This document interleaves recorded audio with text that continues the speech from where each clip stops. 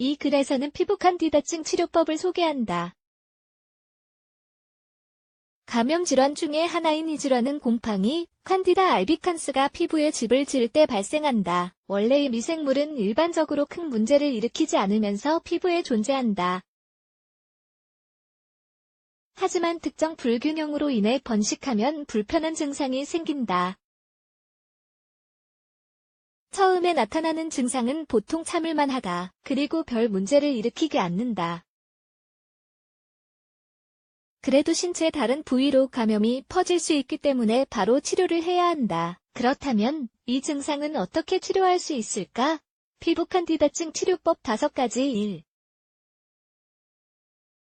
젖은 옷은 최대한 빨리 갈아입는다. 공기의 습도와 체온이 만나면 곰팡이가 번식하기 완벽한 상황이 된다.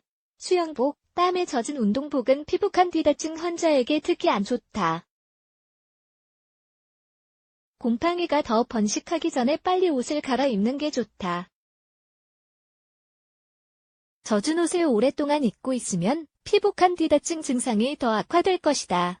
2. 면 재질의 느슨한 옷을 입는다. 우리가 입는 옷의 유형, 종류도 피부 감염으로 인한 증상 완화에 큰 영향을 미친다. 별것 아닌 것처럼 보여도 면 재질의 느슨한 옷을 입으면 땀이 쌓이는 것이 최소화되고 칸디다균 성장이 차단된다. 3. 향이 있는 비누는 사용하지 않는다. 향수나 향비누를 사용하면 피부 pH 상태의 균형이 깨진다. 이렇게 되면 피부 칸디다증 증상은 더 악화된다. 따라서 중성 유기농 비누를 사용해야 감염으로 인해 더 큰 문제가 생기는 것을 막을 수 있다. 4.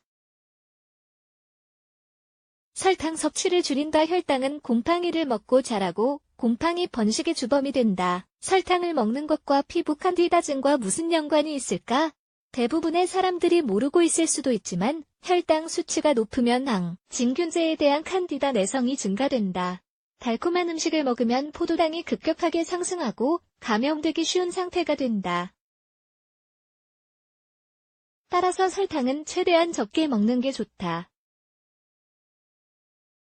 포도당 수치를 안정화시키는 습관을 갖는 게 중요하다. 꾸준히 운동하고 과일과 채소가 풍부한 식단으로 식사하면 감염 증상이 감소된다.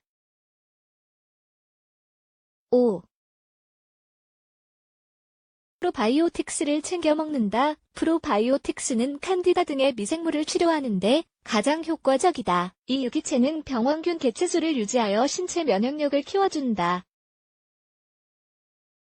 프로바이오틱스 및 기타 발효 제품은 기존 항진균제만큼 효과가 있다고 밝혀졌다. 심지어 더 효과적인 경우도 있다고 한다.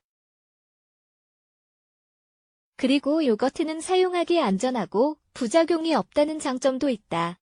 피부 칸디다증 치료를 받을 때 조기에 진단을 받으면 빨리 치료할 수 있다. 피부 칸디다증이 생겼다면 바로 병원에 가서 정확하게 진단을 받아봐야 한다.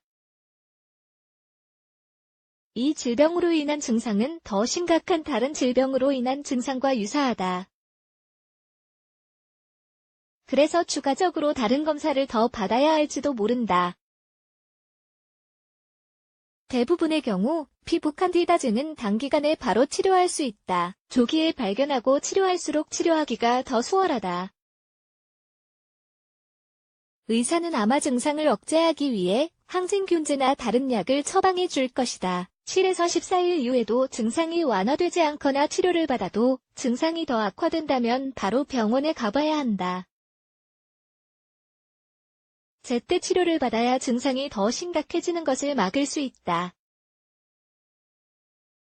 이 글에서 소개한 팁을 따라해보자. 그리고 면역력이 떨어졌다 싶은 경우에도 바로 병원에 가보는 게 좋다.